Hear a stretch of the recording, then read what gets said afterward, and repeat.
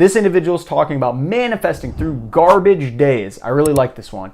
Manifesting when everything feels like hot garbage is a whole different ballgame than manifesting when everything is feeling aligned. When the world is trash and your mood changes, how the heck do you keep that manifesting magic alive? So this is where we can introduce polarities into the mix. So the law of polarity basically states that there's two ends of a stick when it comes to manifesting. So let's say there's somebody who's really rich and somebody who's really poor, okay? Somebody who's really rich might seem like a good thing to reach towards because, a lot of money for, most people in society, they think that's going to make them happy. And being poor is a bad thing because not a lot of money is going to make you not happy. In all essence and honesty, neither of these things are good or bad. They are just simply is. They are polarity, right? They're just showing you one way to live versus another way to live. So when we talk about garbage days, we could say garbage days are on the bottom while perfect days are on the top. Neither of these are inherently bad. It's your perspective about the day. So if you have a garbage day where like nothing is going good for me, everything's bad, guess what? You are introducing a condition into having good days where the only time you have quote unquote good, perfect days are when everything goes quote good for you. But what if the garbage days are actually your subconscious mind, your inner being, and your higher self trying to get you on the path to have more perfect days?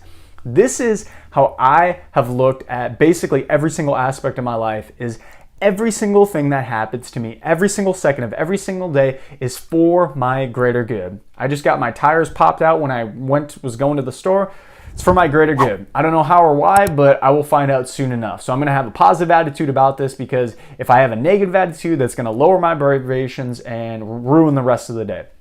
And that's literally the level of consciousness that you need to be coming across if you want to truly have less quote unquote garbage days. And this is how I do it for myself personally. I will say, for another example, there was a day where I was trying to manifest a new car. And I literally sat in the car parking lot for almost 6 hours just staring at the car. And it felt so bad. I felt so much lack because I'm like, oh, I want it so bad.